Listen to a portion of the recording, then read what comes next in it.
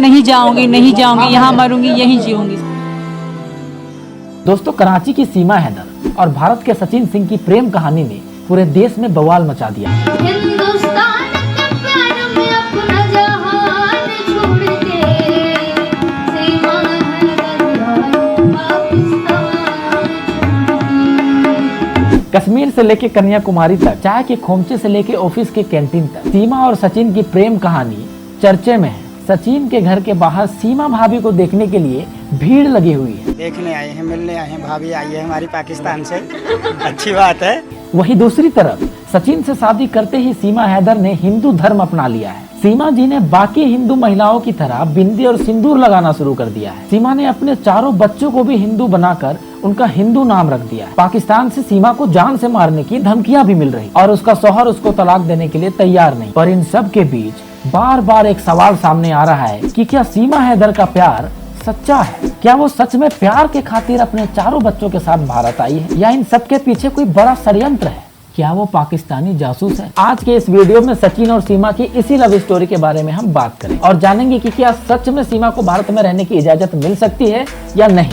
आइए समझते हैं कि ये सब शुरू कहां से हुआ। बात शुरू होती है साल 2020 से। तब दोनों देशों में कोरोना के कारण लॉकडाउन लगा हुआ था। सचिन और सीमा दोनों मोबाइल पर पबजी खेला करते थे और यूं ही पबजी खेलते खेलते सचिन और सीमा दोनों पार्टनर बने। पहले तो शुरू के 2 महीने उन्होंने साथ में पबजी खेला, फिर दोनों ने नंबर एक्सचेंज किया, फिर उनकी वीडियो कॉल पर बात होने लगी। फिर धीरे धीरे ये दोस्ती प्यार में बदल गई। सीमा कहती है कि हम तब तक वीडियो कॉल में लगे रहते थे जब तक हमारे फोन की बैटरी खत्म नहीं हो जाती। ये मुझे भारत दिखाते थे, मैं इनको पाकिस्तान।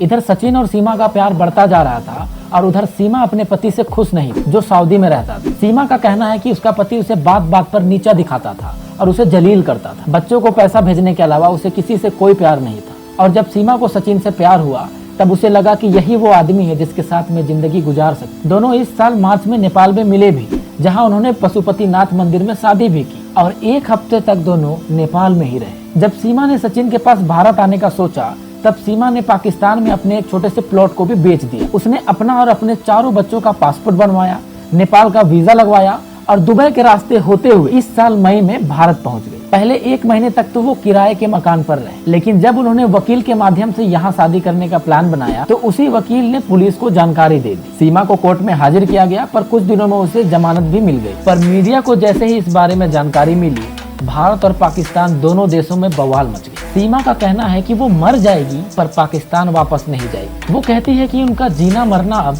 भारत में ही हो। कभी भी नहीं जाऊंगी सर, सच में मैं गला काट दूंगी, जहर खा लूंगी, यहीं मर के दिखाऊंगी। मैं वापस नहीं जाना चाहती। मेरे बच्चे भी खुश हैं, मैं भी खुश हूँ सर। यहाँ मैं वापस किसी सूरत में नहीं जाना चाहती। अब आते हैं हम मेन मुद्दे पर। बहुत से लोगों का मानना है कि भारत में आकर एक पाकिस्तानी महिला अपने प्रेमी से शादी कर लेती है और अपना धर्म भी बदल लेती है, तो इतने भर से खुश मत हो जाइए। ये वो लोग हैं जिन्हें सीमा के प्यार पर शक है। उन्हें ये चीज समझ नहीं आ रही कि एक 5वीं पास महिला अपना जमीन बेचकर अपना और अपने बच्चों का पासपोर्ट वीजा बनवा लेती है और फिर वो दुबई से होते हुए नेपाल के रास्ते 2 दिन पैदल चलकर नोएडा भी पहुंच जाती है। लोगों का कहना है कि बिना कोई बाहरी सपोर्ट के 4-4 बच्चों के साथ एक औरत ऐसा नहीं कर सकती। ऐसे तो कोई भी आ जाएगा मैम। इस तरह से यहाँ जनसंख्या बढ़ रही है, इनको पाकिस्तान भेजना ही, मोदी सरकार को पाकिस्तान इनको भेजना पड़ेगा। इसके अलावा सीमा सचिन के मुकाबले दिखने में भी बहुत अट्रैक्टिव है। ऊपर से सचिन के पास कोई काम धंधा भी नहीं है।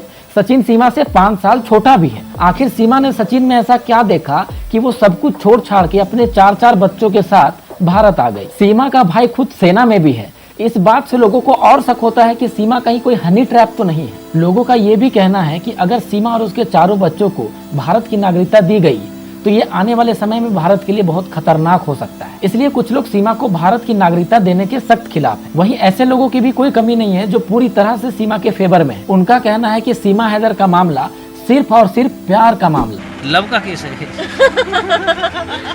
सीमा का शौहर 4 साल से उसके साथ नहीं रहता है, फोन पर उसे भरा बुरा भी कहता है। ऐसे में कौन सी औरत अपने पति से पीछा नहीं छुड़ाना चाहिए। थोड़ा फोन पे इनको डाउट होता था, पूछे ये मुझे कितना जलील करते थे।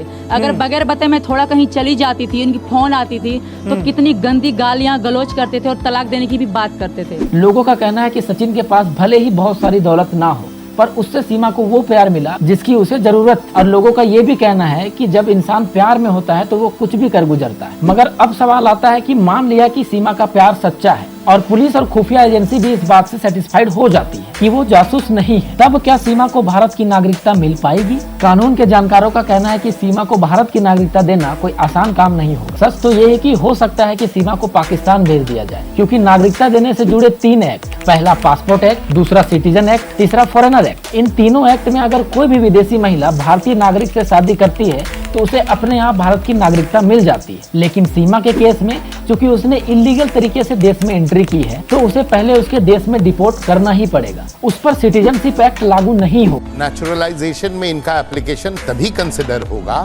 जब इनकी एंट्री इंडिया में लीगल होती। इलीगल एंट्री के बाद नेचुरलाइजेशन में कंप्लीट बार है।